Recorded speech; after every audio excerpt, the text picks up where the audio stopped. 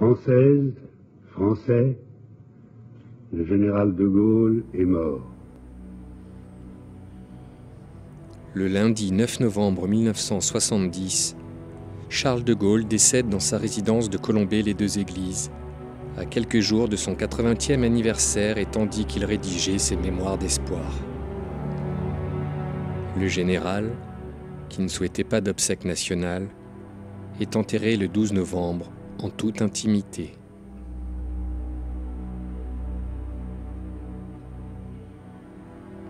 De quelle façon les Françaises et les Français sont-ils touchés par la disparition d'un homme qu'ils avaient décidé d'éloigner du pouvoir plus d'un an plus tôt, lui signifiant leur lassitude ?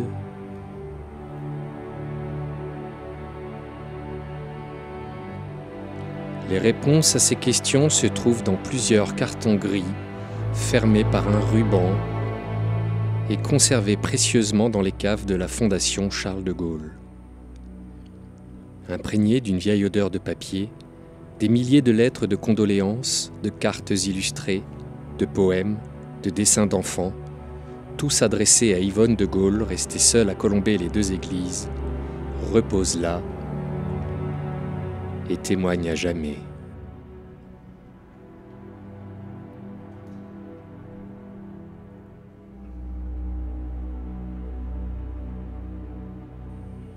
L'ensemble de ces courriers ont été analysés et en partie publiés par Frédéric Neudufour dans le livre La France pleure de Gaulle aux éditions de La Nuée Bleue.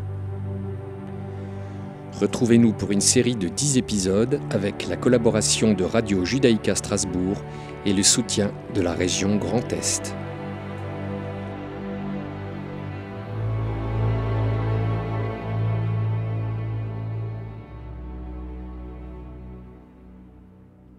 De très nombreuses lettres témoignent du rôle essentiel qu'a joué le général de Gaulle de son vivant et l'inscription de son action dans le temps. Pour leurs auteurs, il appartient déjà à l'histoire. Je n'ai pas toujours été d'accord avec ce qu'il a fait, mais elle admire beaucoup. Je suis persuadée que l'histoire universelle lui donnera une place au tout premier rang avec César et Napoléon. Le fait le plus marquant pour moi se situe en 1961. Je servais en Algérie au 27e Dragon lorsqu'éclata le putsch militaire. Dans la nuit du 21 au 22 avril, nous étions partis en grand nombre avec des jeeps automitrailleuses, chars, sous les ordres du lieutenant-colonel Pouga. À Alger, nous avions vite compris qu'il s'agissait d'un coup d'État, et devant les discours de nos chefs, le contingent était déjà réticent. À l'appel du général de Gaulle, le contingent se révoltait, et ce fut la panique. Je fus arrêté par des officiers du 1er régiment d'étrangers parachutistes. J'ai eu très peur cette fois-ci. Je fus relâché. Le contingent continuait son action. Des croix de Lorraine étaient répandues un peu partout sur les véhicules militaires et ce fut l'échec des généraux. Le chef de l'État fit preuve d'une autorité exemplaire. Maurassien depuis mon adolescence, je me suis lâchement, avec des millions de braves Français réfugiés dans mon humble devoir d'État et derrière le bouclier de Pétain. J'ai été le non-inscrit, jusqu'au discours de Bayeux qui m'a révélé le géant politique qu'était votre mari. Cela va faire donc bientôt un quart de siècle que je le suis. J'ai bien sûr regretté amèrement aussi l'Algérie, mais vite compris qu'il n'y avait hélas rien d'autre à faire. Nul autre que de Gaulle ne pouvait faire cela, comme aussi de nous séparer d'un empire également invivable et devenu injustifiable, de le libérer lui aussi. La mort du général de Gaulle me cause une tristesse infinie. Depuis le 18 juin 1940, il incarnait pour nous la France. Il nous avait redonné l'espoir. Pendant 30 années, je n'ai jamais cessé d'avoir en lui une foi complète. Je lui garde une reconnaissance immense, qui n'a d'égal que mon admiration. Permettez-moi d'unir mes prières et mes larmes aux vôtres. Permettez à une maman de France qui a perdu un fils de 22 ans, engagé volontaire en Indochine, de vous dire que nous pleurons avec vous la mort du général, qui était pour nous l'incarnation de la France grande et généreuse. Sans son appel du 18 juin, que serait devenu notre pays ? Et où serions-nous? Soyez assurée, madame, que nous sommes en pensée et en prière bien près de vous, et vous prions de croire à toute notre sympathie et à notre fidèle, inaltérable reconnaissance. De la disparition du général, notre chagrin est grand. Aussi grand qu'était notre morale et notre joie lorsque nous le sentions près de nous. Cet homme qui a fait la grandeur de la France et que nous n'oublierons jamais. C'est un grand Français et un homme de cœur que Dieu a rappelé à lui. C'est grâce au général que nous avons une France libre qui a retrouvé son honneur et son rang parmi les nations. Je n'oublierai jamais l'appel du 18 juin, lequel nous a redonné l'espoir et la confiance en nous-mêmes pour la libération de notre pays. En ces jours de deuil, union de prière pour notre libérateur. Qu'il repose en paix par la miséricorde divine. À l'heure où nous apprenons avec tristesse la mort du général de Gaulle, nous voudrions vous apporter aussi le témoignage des humbles, des petits, des inconnus de cette terre, après le cœur des voix des grands hommes qui se sont unanimement levés à sa gloire. Au-delà de toute grandeur, de sa valeur politique, qui a fait de lui une des figures les plus représentatives de notre temps, nous l'avons beaucoup aimé, par cette ferveur et cette vision spirituelle qu'il mettait dans chaque acte de sa vie, conçu comme une sorte d'apostolat politique au service des hommes, non pas de sa patrie seulement. S'incliner à sa mémoire, c'est s'incliner au nom de la juste cause de l'humanité qu'il a incarnée pendant longtemps, et pour demain encore, devant la scène du monde politiquement déchiré. Je me sens pris au cœur. Aussi c'est pourquoi je m'empresse de venir vous exprimer mes sincères condoléances pour le grand deuil qui vous frappe en perdant le grand être le plus cher au monde. Mon état de faiblesse me fait craindre de ne plus pouvoir me rendre comme tous les ans à votre permanence rue de Solferino, y verser ma cotisation annuelle. Espérant, si Dieu le veut, me rendre un jour en pèlerinage à Colombelles et deux églises en vue de rendre un dernier pieux hommage à notre grand chef, le général de Gaulle que nous aimions tant. PS, je m'apprêtais à lui écrire pour son anniversaire. En plus de la disparition soudaine du général, une pensée m'a beaucoup chagriné. Je pense à la solitude du général depuis 1968. Quelle fin pour cet homme qui avait donné sa vie pour la France! Quelles étaient ses impressions profondes lorsqu'il se retrouvait seul dans son bureau? Peut-être était-il beaucoup plus triste qu'il le disait. Pour la cathédrale de Mexico où j'ai vu le général de Gaulle pour la dernière fois, j'étais à vos côtés. Nous avions communié ensemble. Dans des fonctions officielles, je n'étais pas arrivée à vous exprimer mes sentiments profonds. Aujourd'hui, une Française parmi tant d'autres, le cœur en deuil, voudrait vous dire son respect affectueux. Depuis 30 ans, le général et vous-même incarnez à nos yeux la France que nous aimons, notre honneur, notre fierté, l'espoir. La disparition du général n'enlèvera pas des cœurs ce qu'il a enraciné et que nous transmettrons à nos enfants. Le général avait l'âme poétique, et tout en étant réaliste, était quelque peu romantique, ce qui, en tant qu'artiste, me plaisait beaucoup en lui. Il aimait sa demeure, où de son cabinet de travail il pouvait contempler les grandes plaines verdoyantes, et étendues lointaines au couchant, ainsi que le ciel immense. D'un côté, à l'horizon, la terre avec ses limites, et de toutes parts, le ciel, avec ce qu'il représente d'infini. Nous sommes trop âgés pour aller à Colombelles nous recueillir sur la tombe du général. C'est pourquoi je prie ces quelques lignes de vous assurer de la part que nous prenons à votre chagrin. Le général fut pour nous, quand nous étions à Paris en activité, la lueur d'espoir qui fut notre force. Il nous a rendu l'honneur et la liberté, et de cela, toute notre vie, nous lui serons reconnaissants. Bien qu'ouvrier, je ne sais comment exprimer ma profonde émotion, mon profond chagrin. D'ailleurs, j'en suis ébranlé en quasi-totalité. C'était un homme irremplaçable, Pour reprendre la parole récente du président Nixon, c'était un géant. Madame Charles de Gaulle et votre famille, sous votre permission, je tiens à me rendre à colomber les deux églises, non pas pour vous déranger à la boisserie, rassurez-vous, mais tout d'abord pour aller à la messe et ensuite me recueillir quelques instants sur la tombe du héros.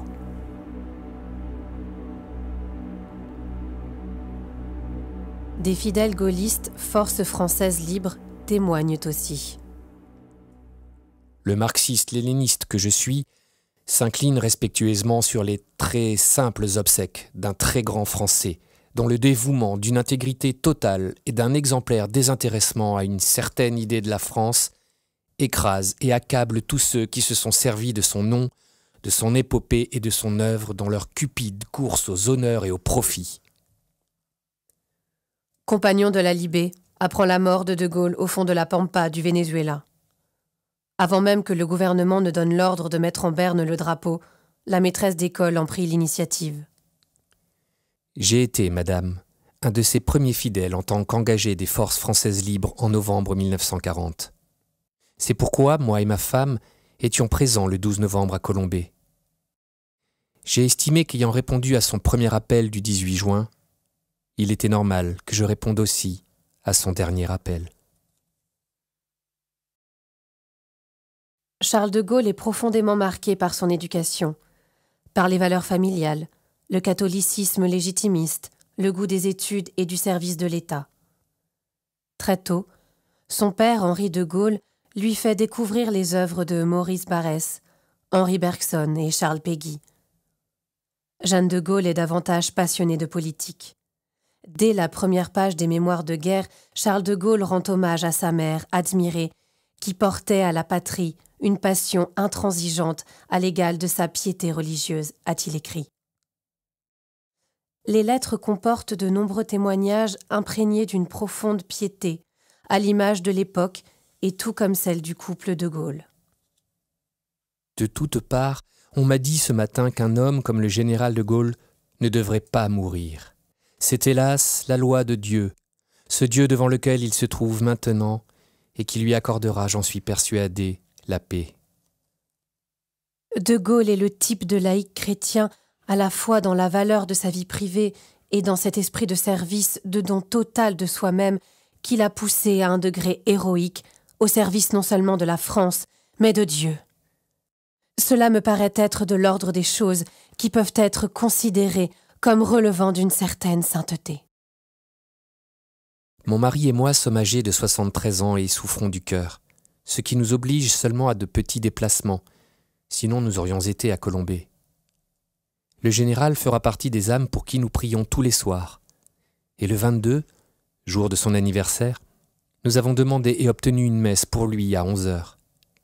Nous prierons aussi pour que Dieu vous donne la force de supporter votre grande douleur. J'ai demandé des messes à la paroisse. La première sera dite ce matin même, car je tenais beaucoup à cette date du 22 novembre. J'ai préparé et distribué 1000 invitations afin d'associer le plus de personnes possible à cette prière commune. J'ai contacté les médaillés militaires, les anciens combattants, et tous les drapeaux seront dans le chœur, avec la croix de Lorraine. Aux 4 coins de la ville, des voitures seront à la disposition des personnes âgées ou pouvant difficilement se déplacer. La prière universelle, lue par un religieux fervent admirateur de notre vaillant défenseur, sera celle qui a été dite à Colombey le 12 novembre. Un de mes fils a enregistré sur son magnétophone la messe à Notre-Dame et l'émouvant adieu de Colombey. Le 2e dimanche de décembre, nous irons prier sur la tombe de notre chef vénéré. Chère madame, la mort du général de Gaulle m'a bouleversé, et c'est avec une profonde émotion et un pieux recueillement que j'ai suivi, à genoux et en sanglotant, toutes les cérémonies qui se sont déroulées en hommage pour le plus grand Français que la France a perdu. Madame la Générale, pendant 3 veillées vers notre général, j'ai prié, et dans les images de télé, souvent à genoux sur les dalles, je priais, et mes larmes coulaient respectueusement. Il était la vie d'un saint, et je pleure encore. J'avais écrit au général après le 29 avril 1969, et j'ai eu la grande joie de recevoir une réponse de sa main. Cette dernière, je l'ai mise sous verre, et en bonne place, sous la croix, à côté d'une vierge, au mur de ma loge. Depuis 1940, je prie à la messe pour le général. Dans le monde entier, des messes se sont dites à la mémoire de Charles de Gaulle. Ainsi, à Paterson, aux États-Unis, sera donnée une messe quotidienne durant 1 an. De même, à New Rochelle, toujours aux États-Unis, 25 messes seront données dans l'année. Une messe de requiem en l'église du Sacré-Cœur de Jésus de Pondichéry sera animée par l'association de l'Union des Invalides militaires français de l'Inde. Une sœur écrit « Les 50 000 messes et plus offertes à Dieu pour le bonheur éternel de sa grande âme me permettent de le voir dès maintenant près de Jeanne d'Arc et de Saint-Denis. » Un abbé déclare « Dès que j'ai appris la mort du général de Gaulle, j'ai célébré la messe pendant 9 jours consécutifs à son intention. » De nombreux témoignages de sœurs et de congrégations affluent. Toutes les fillettes et les religieuses se souviennent de votre passage lors du lancement du paquebot France. L'institution de la Chartreuse à Auray témoigne. Le général de Gaulle a tant fait pour nous, tout particulièrement après le terrible incendie que nous avons vécu en septembre 1968. Le 6 juin 1964, notre maison d'enfants déficientes mentales avait le plaisir de vous accueillir, car vous veniez incognito pendant que le général était à Bayeux pour commémorer le 20e anniversaire de la libération de la ville. Notre maison, qui a eu l'honneur de recevoir votre visite et de bénéficier à cette occasion de votre générosité, nous n'oublierons pas le geste délicat de votre visite à Notre-Dame de Pitié de Landerneau, où les sœurs de notre congrégation se dévouent près d'enfants débiles. Nous terminerons cette émission par cette surprenante description de la messe à Notre-Dame, sorte de poème avec mots en couleur d'une convalescente au château de Parçay qui a assisté à la retransmission télé de la messe à Notre-Dame. Adieu de Gaulle. L'écran me brûle les yeux, les doigts, le cœur. Dans quelques secondes, tu ne seras plus devant nous qu'un bouquet de pensées au marbre d'un cercueil. L'église est là, devant moi, et j'entends dans un douloureux écho la voix des orgues. Des pavés humains s'écrasent dans les rues, sur les vitres, le long des murs, sur les stalles, dans les bancs. Les grands, les petits, les pauvres, les riches, les rois, les ministres, les ouvriers, tous se pressent comme des abeilles assoiffées dans la ruche bourdonnante de la cathédrale, cachant dans leurs mains pleines la douleur des tiens. Le prêtre monte à l'autel, emportant en ses pas lourds toute l'amitié qui s'exhale d'un monde souffrant. Bach est là. Sa musique exhorte au recueillement, invite à se retourner vers la prière ceux qui depuis longtemps avaient dû oublier le chemin de l'Église.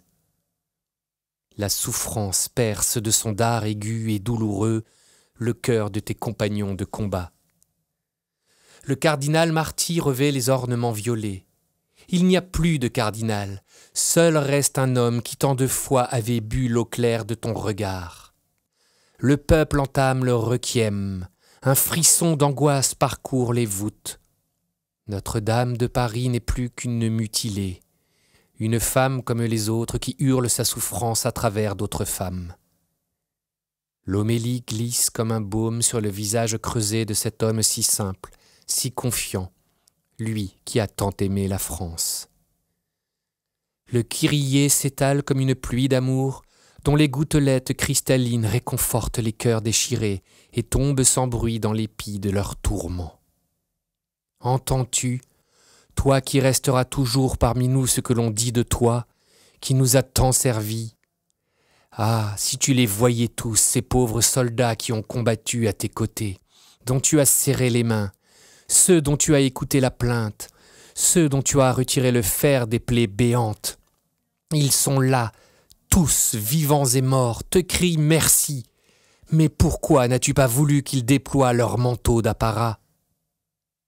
La voûte a voilé son regard. Les murs suintent un lourd, un muet, un terrible chagrin. la messe égrène son chapelet au buis moiré. Kyrie eleison. Les cierges se consument lentement, comme à regret de devoir s'éteindre bientôt. S'éteindre, comme toi. Offertoire, la fleur s'est ouverte, ses corolles exhalent un parfum lourd qui déchire les drapeaux. Notre Père à tous, des gerbes de lèvres meurtries jettent ces mots sur les parvis attristés. Le Seigneur est saint, saint d'avoir suscité un homme tel que toi, un homme qui luttait sans se plaindre, souffrait sans le dire, aimait sans le savoir. Vois-tu cette coupe tendue, pleine du sang de tes soldats mêlés à celui du Christ? Elle bouillonne encore, émue d'ardeur belliqueuse, sous les veines de ceux qui seront bientôt des hommes. Donne-nous aujourd'hui notre pain quotidien, mais nous n'avons pas faim, et aujourd'hui, dans nos bouches amères, ce pain aurait un goût de cendre. Au cœur d'un ciboire d'or, des doigts taisant leur douleur cueillent des pétales de neige pour adoucir les épines qui déchirent. La douleur des milliers d'êtres est là, dans une église parisienne étouffante et cruelle. La cathédrale se vide lentement, fuyant avec son cortège de peur, de vide, de peine, qui seront sous le feuillage du regret les seuls bouquets que le monde entier jettera à tes pieds, saturés d'amour et noués par l'angoisse d'un ruban étroit et noir comme le charbon tiré de la douleur humaine. Sous l'ombrage entourant cette marée mouvante, flotte l'image d'un long cercueil où dort ton dernier, ton plus cher souvenir.